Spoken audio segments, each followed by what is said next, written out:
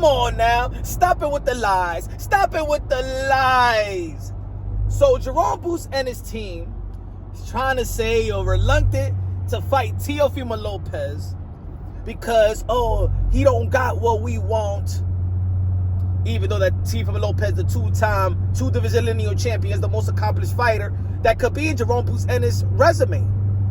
So the reason why they're saying that, no, we want the unification bout, even though they kind of been in negotiations with Mario Barrios. So Mario Barrios is off limit. Brian Newman Jr., he declined the offer, so he's off limits. And Stanionis is supposed to be negotiating with somebody else, but they got to probably pay step-aside money to Stanionis' potential opponent. But really nobody knows Stanionis. And Jaron Boots Ennis is in the same spot of, remember when Jaron Boots Ennis said that he doesn't feel like a champion because he got elevated, he got handed the belt? Where Stanionis got handed the belt as well. So it'll be two guys that got handed the belt fighting for unification bout. So it wouldn't mean too much to you, Jaron Boots Ennis, right? The reason why they saying the unification bout primary than to fight in Teofimo Lopez is because if they fight Teofimo Lopez and Jaron Boots Ennis goes out there and be like, yeah, I want Teo, it would justify him ducking Vergil Ortiz. As you all know, in the YTBC, the YouTube boxing community, dudes that is affiliated with Jaron Boots Ennis has been trying to clean up that Jaron Boots Ennis didn't avoid Vergil Ortiz, didn't duck Vergil Ortiz, because no, he wants to unify the titles at 147. He wants to unify the titles. The reason why he hasn't decided to go to 154 is because he wants to unify the titles at 147. Everybody got handed the belt in 147 after Buck Crawford beat Earl Spence and then dropped his belts. Huh?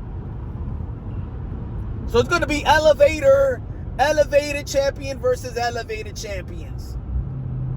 Jaron Boots Ennis is the one that said in a recent interview that he doesn't feel like a champion because he got handed a belt. Well, probably standing on his feet the same way. Brian Newman Jr. probably feel the same way. Mario Barrios probably feel the same way. Right? But let me tell you like this, Jaron Boots Ennis can't feel the same way for Teofimo Lopez. You know why?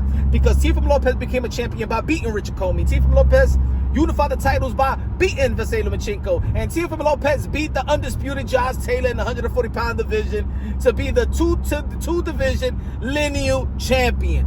Now, yeah, Teofimo Lopez is going to be moving up. But that's the history of the sport of boxing.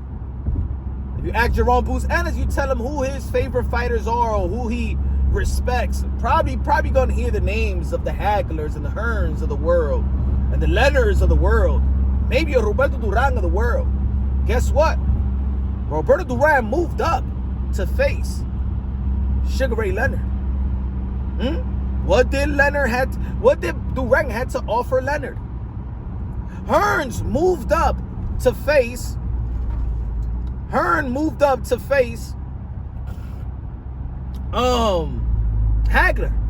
What did Hagler had to earn to face Hearns?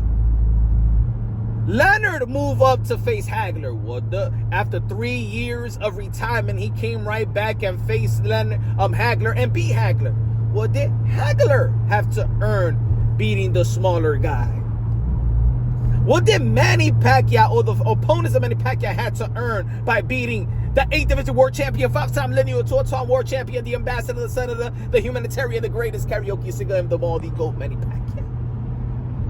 Hey, Bivol earned everything.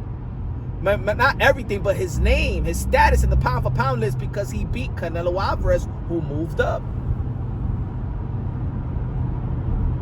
So, guys, what do you mean what these guys have to earn? What does Boots have to earn by fighting Teofimo Lopez? Teofimo Lopez is the most accomplished fighter of this young generation, especially Jaron Boots Ennis and Teofimo Lopez debuted in the same year. And look what Teofimo Lopez have accomplished and what has Jaron Boots Ennis have accomplished. Ladies and gentlemen, look, we're living in a world right now where a matchup trumps a great matchup, trumps a unification bout in today, depending who has the belts. Now, of course, belts matter, of course. When it's Bud Crawford versus Jaron Boots Ennis, that matters. That matters. Tyson Fury versus Alexander Usyk. Loma versus Teofimo Lopez, it matters. Stephen Fulton versus it matters. Now, I'm not going to say that a Brian Norman Jr. versus Boots Ennis is not good. It's a good fight. Mario Barrios, I think that Mario Barrios is probably the most experienced one and got the most significant win in beating guys who beat Manny Pacquiao. But let's be honest, he's not going to be fighting. Why would Eddie Hearn be in negotiations with Boots and Conor Ben for Mario Barrios? Well, Mario Barrios says, I want Conor Ben. Conor Ben says, I want Mario Barrios. Conor Ben is out there in the WBC convention with Eddie Hearn. Maybe somebody in Boots' team should have been out there in the WBC convention and really speak. Yo, let's get the unification back. Come on, come on, come on, come on, come on. Even though that, of course, he's an IBF champion. Anyway, the best fight for Jaron Boots Ennis is Teofimo Lopez.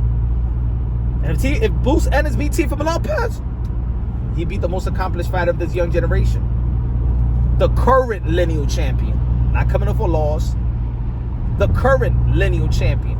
The guy that right now, if all y'all retire right now, if all of y'all retire right now, Teofimo Lopez will probably be the only one of this young generation. I'm talking about the guys under 30 that will make it to the Hall of Fame.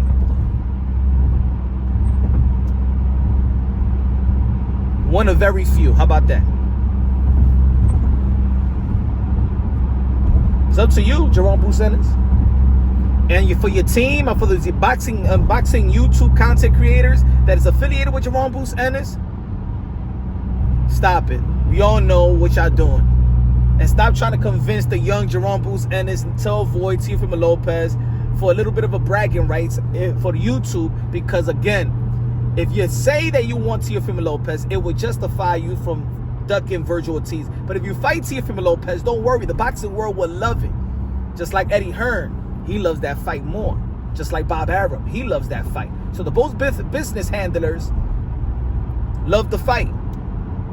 The men in suits want the fight. The Zone ESPN want the fight.